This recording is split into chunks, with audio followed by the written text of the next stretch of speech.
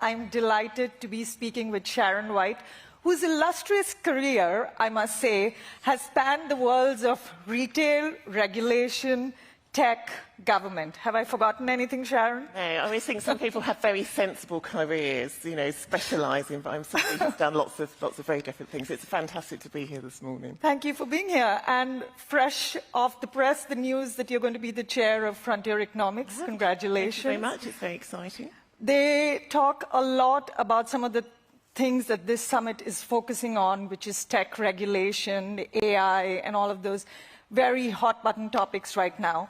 But I'd like to start by taking you back to a conversation that our editor-in-chief had with the presidential candidate Donald Trump a few days back, where he, Mr. Trump, said that the financial media was wrong on a host of issues, from tariffs to the dollar to trade, contrary to facts.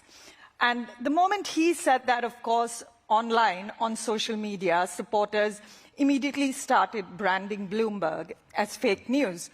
So my question for you is, how does the media walk the balance between people in authority who speak mistruths and facts, when the mistruths might get amplified very soon by social media?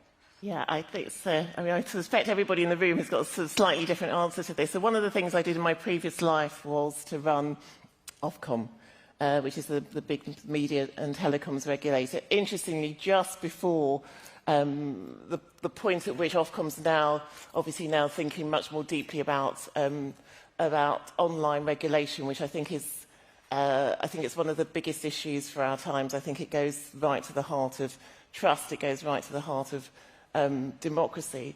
I mean, for me, I guess the step back point, and this may be a very sort of UK centric response, is that we have an extraordinary plurality of media in this country. I mean, you may love what the newspapers write or hate what the newspapers write, but we've got both highly trusted public service broadcasters, everything from Sky News to Channel 4 to the BBC. We've now got, I think, exceptional, can I call you a private funded broadcaster? Yes, that's fair. Which actually has got some very strong public service values in terms of impartiality and accuracy. So there is, I think, at the core within the UK, it's very different in the US, where under President Nixon, you'll know, the rules on the impartiality were rolled back. But actually there is at the heart of the media, I think, in the UK, an extraordinarily strong tradition of plurality of views, but also trying to get to the heart of an issue. And then also, if you look at some of the new players, Tortoise Media, some of you again will know James Harding, who used to be head of BBC News, is now, and then Times editor, has basically also set up a news organisation, actually digital first, which is really trying to give more airtime and more oxygen to more in-depth news.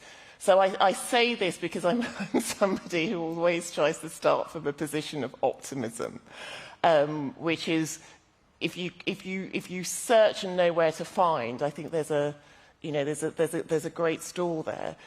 The issue, as you say, is that obviously the way in which digital media works and the way in which the algorithms work, it does mean that news, whether it's fundamentally truthful or fundamentally false, travels at lightning speed.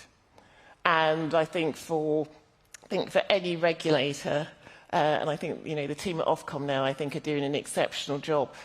I mean, it's an incredibly difficult thing to keep up with the state of current technology, almost by definition. It takes new rules and legislation and consultation. By the time you've got sort of new remit in place, the world has changed. And so, for me, I'm probably more interested in how you teach critical thinking. Because we have this extraordinary mass of information. How do we teach our kids skepticism? How do we teach our kids that actually, if something's single-sourced, they need to look for another source? And so for me, it's not about how do you necessarily regulate the world back to where we were when we had 4 TV channels and a small number of newspapers. It's how how do we get more sceptical, and how do our kids get more sceptical, particularly when they're in an echo chamber of unquestioned and unquestioning media. And so that is the utopic version, right, where we teach our kids best practices. Yeah. And we've been talking a lot, including yesterday, around the impact of online bullying, sextortion, some of the absence, I guess, of safeguards from social media companies. In the UK, in the summer, in the riots, we saw the implications of some of that. And now Ofcom is, of course, talking about regulating social media companies more, and regulators elsewhere are doing it too. My question is, do you think we're doing enough to regulate them right now? And if there is more that needs to be done, what would that look like? Yeah, I think I come back to my fundamental point, which is I think what the regulator will do, and remembering the legislation in the UK is not yet in place, is essentially you're not going to be regulating individual posts and individual memes and individual GIFs. What the regulator is trying to do, and I think it will be interesting to see the impact and how consumers and users feel about this, is essentially to say to the social media companies, you've got some responsibilities, and here's a framework. And if something that's illegal in the real world happens on your site, it's still illegal in the virtual world. And so we've got to be satisfied that you've got processes in place. I think where things are super hard, which is the debate that, and I suspect we've got a sort of international audience today, so apologies if this is a little bit UK focused, but as you mentioned, Ruth, we had some very difficult racial disturbances this year, this summer, a lot of it driven, certainly propagated through social media. The question about how much of that content is legal but harmful. So I say a cross word to you, I say an insulting word to you, I might even say a racial epithet in the pub, in the real world. Is I may be really upset by that, but that's not necessarily a criminal offence. In the online world, obviously, it spreads hugely, but is it a criminal offence to be insulted? And what's interesting this summer is that actually the criminal justice system kicked in very quickly. Why? Because what was happening online was criminal, because you're inciting violence. Yeah. So I think these are they're sort of they're big questions, and I don't think they have got very easy answers. And my one follow-up to you, and if we can also have the poll on regulation in Europe and the UK versus the US, because there's always that discussion about is Europe and the UK much more regulated than the US. But just a quick follow-up, do you think the liability should lie with the publisher or the provider? It's like, do you love your first child more than your second child? It's not a biased question for us. I think what's interesting, if you look at the companies and the way in which the business models have started to change over the last 5, 6, 7 years, and some of the big tech companies, actually the division between being a provider and being a publisher, because not least because the business models have been so much more driven by the content that a number of the companies are producing. So is Amazon a platform, but Amazon's also running an enormous film studio? Is Apple a platform, but actually Apple TV is now becoming one of the biggest content providers?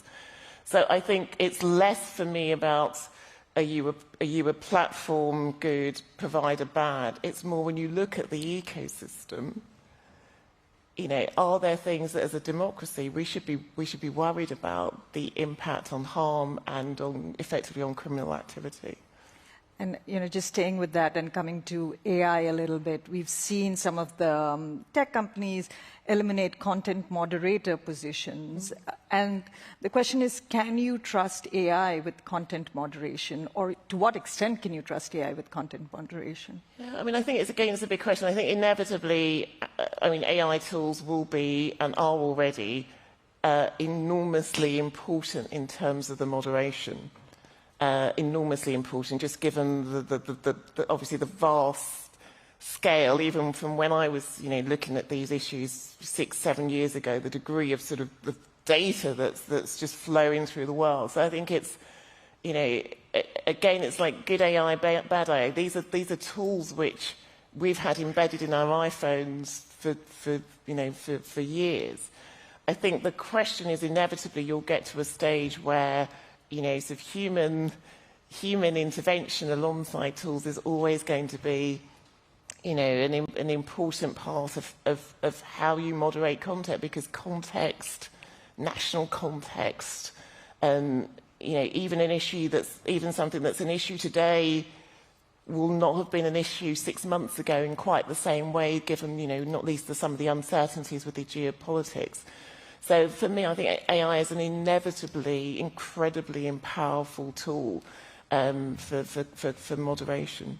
We have heard about how generative AI has biases. It's mostly toward white men and women of color, and women and people of other races are discriminated against. How do you think companies and regulators, where should the responsibility lie around that? And how do you ensure that those biases don't come into play when you're recruiting or so many different uses of it? Yeah, I think the most important point is that it's a real debate that we're having. And generative AI, it's extraordinary that if we were in the room this 3 years ago, how many of us even had an inkling of Gemini or ChatGPT. And of course, there've been some quite high-profile, sort of inevitable misses, because obviously it's, these sort of instruments, if that's what you call them, are based on, historic data, and it's humans who are trying to then, make clear that you can be black and be a doctor, and you can be, how do you correct for biases when the data speaks to a very particular sort of cultural context? I'm pretty optimistic, because I think we've already seen the last 6 months, the last 12 months, as new versions of these tools have been produced, that there is more focus, and sometimes having these sometimes reputationally difficult misses, I think just has caused some of the companies to look at who's in the teams, what's the diversity, how are we thinking about context, and how we make these corrections in a way that doesn't then introduce sort of offsetting changes which themselves are not sort of historically true, if that's the right word. And very quickly on diversity, there's been a pushback on the work from home concessions that many firms, but especially tech firms, are now saying everybody return to office. What impact do you think that has on tech firms' push to have a more diverse workplace? Yeah, I don't think I'm sure if we took a poll, I suspect we're all probably hovering around 3 days. 3 days, maybe not 2 days in the office. You're right. Some companies have pushed on 5 days, but actually a number of tech companies, I used to run a 70,000 person retailer, and we were at about 3 days a week for our central teams, and obviously we have a lot of people who work in shops and warehouses who don't have, to be frank, much of the workforce don't have optionality about hybrid working. I think that most firms, tech or otherwise, hybrid working is here to stay.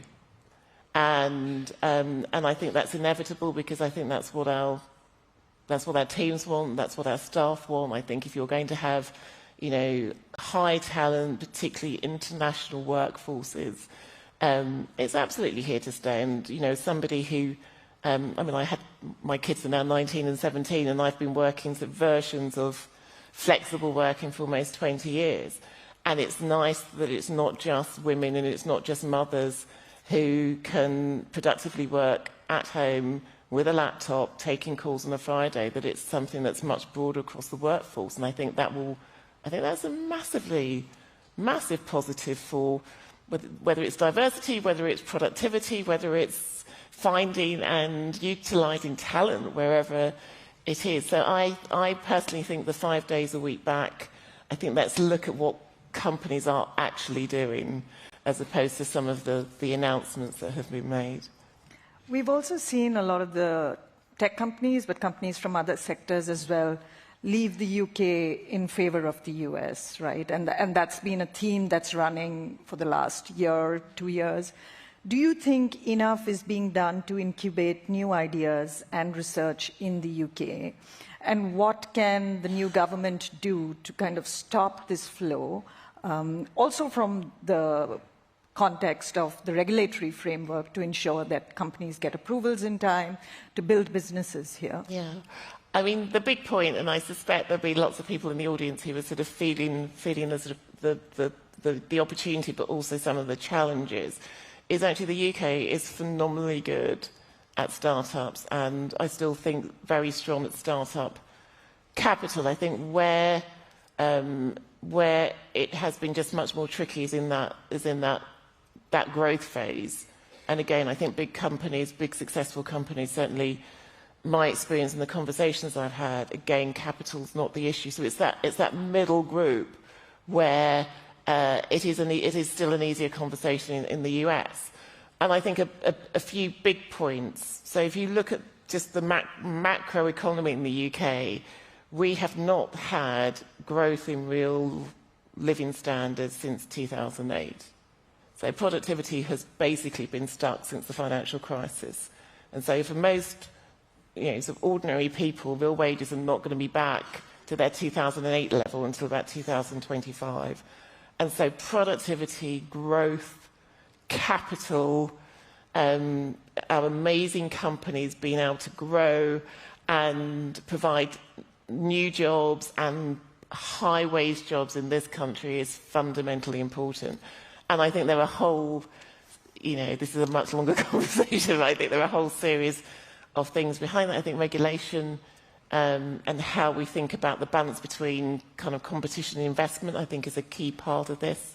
I don't know how many of you have read the Draghi report. It's 340 pages that's well worth reading, because although it talks about a single capital market and the deepening of capital in the EU, I think there are also sort of big lessons and applications for how we encourage investment, how we think about regulation, how we think about, perhaps letting some of our larger companies grow before we think about more oversight. Final question, as we're out of time. Oh, wow. Budget next week, with your John Lewis hat on, what are UK businesses looking for, you think? I think the big...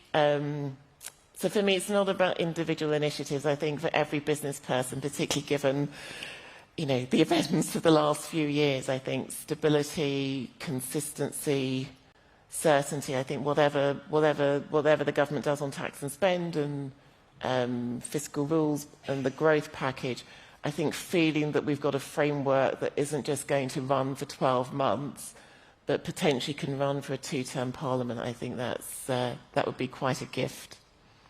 Sharon, thank you so much.